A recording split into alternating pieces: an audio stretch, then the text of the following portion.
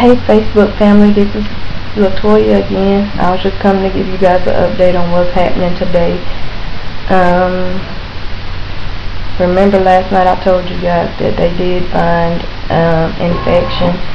I'm not really sure of what kind of infection it is so far, but they did change me over to another antibiotic called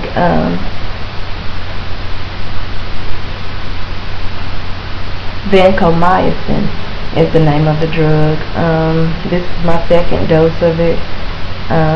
It started around 10 o'clock this morning, and pretty much everything is still the same as it's been the past 11 days. We're just trying to wait and see. I am getting frustrated with one doctor in particular, but I thank God for the other doctors being so thorough in their research and, trying to help me figure out what in the world is going on with me. As I told you guys before, that normally when I'm in a sickle cell crisis, I never run a fever. And for the past 2.5 weeks now, I have had this fever coming out of nowhere, and nobody seemed to know where they were coming from until now. My blood count is not where it should be after receiving an exchange blood transfusion on Tuesday, and so I'll possibly be getting some more blood today sometime, and I don't know how much longer I'll be taking the vancomycin.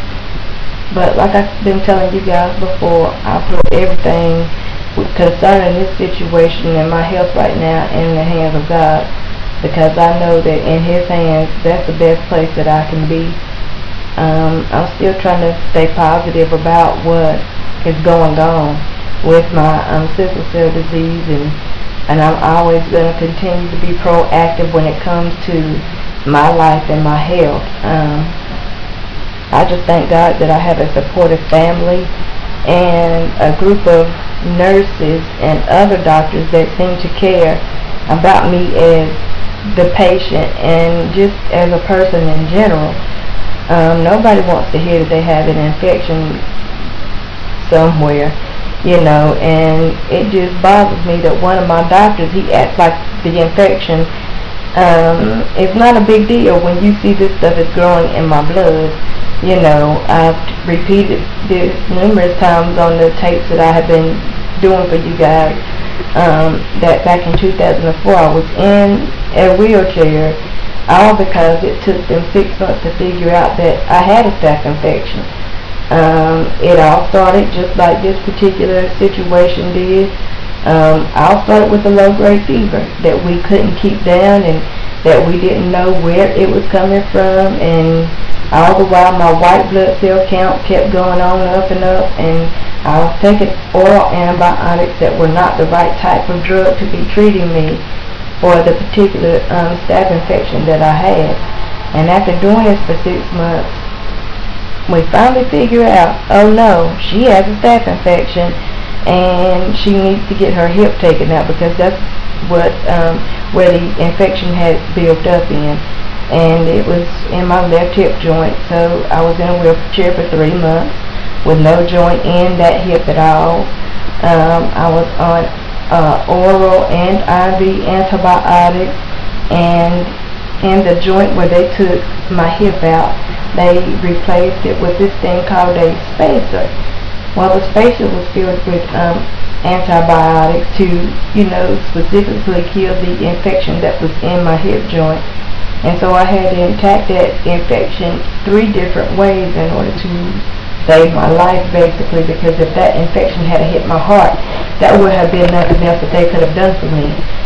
And that infection was caused by the device called a portacath, and portacath is how I receive my blood transfusions, how I get my IV fluids, and how I receive IV medications when I'm in the hospital, and even, they draw blood to do lab work off of it at the doctor's office.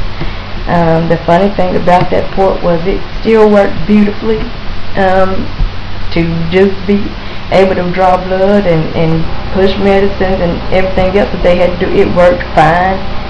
And so on the outside, it appeared to be nothing wrong with that particular porta cap. But that is what caused my staph infection. Remember, I think I showed you what a port looks like. And here's a view of the port that I have now in my left chest. The first port was on the right side. You know, it's an awesome thing to have the port because I don't have any veins or anything left. And I just pray that it's not my port again that's infected. This is kind of a scary thing, because even when I think back to 2004 and having to be in that wheelchair, and you know, that's not what you want to be doing. You know, my dad is here with me right now, and I thank God for my daddy because he has stuck by me every step of the way, and he's been there not only for me but also for my son. And, you know, and I love him for that, because this is not an easy thing to go through. And when my family sees me suffering, you know, they're suffering along with me. It may not be physically, but they are suffering along with me, just to have to watch me go through the stuff that I've gone through with having sickle cell anemia. You know, my dad's not feeling so great today himself, but I love him and I thank him for supporting me. And you know, no matter what's going on, I can count on him to be there for me. And again, I want to thank the nurses that, you know, they take the time, they get to know me, and you know, they even advocate to doctors when they feel like something is not going right with me. And I really do appreciate that. That means a whole lot to know that, you know, you have professional people on your team that actually care about you, and you're not just a patient or just a chart number or just some insurance money for them. And I wish Dr. Akemian was more like that. And so on that note, you know, I'm going to keep this man in my prayers. But at the same time, I'm going to weigh my options as far as he is concerned.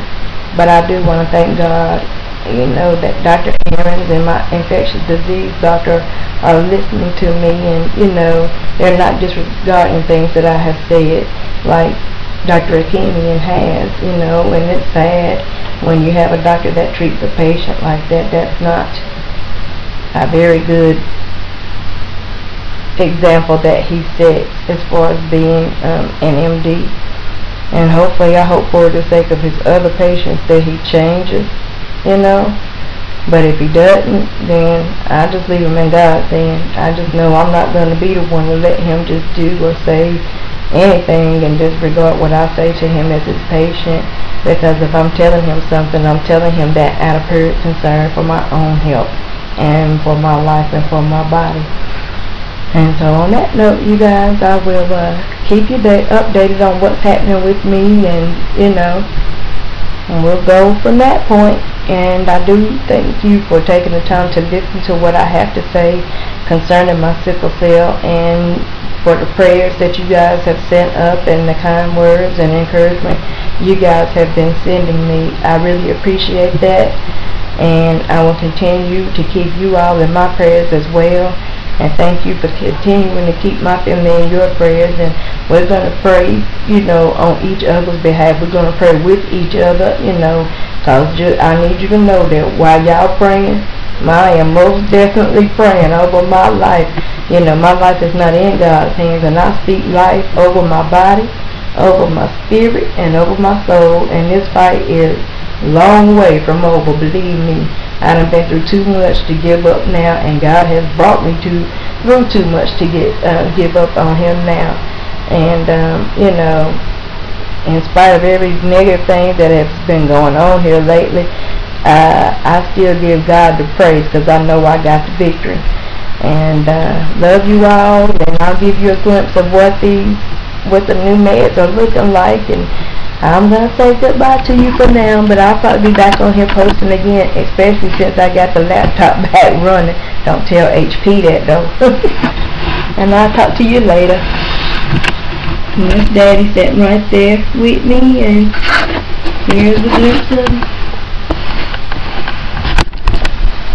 the good old IV pole with the bag of antibiotics and IV fluids are going in. And so, on that note, I will. Thanks for the prayers. Talk to you later.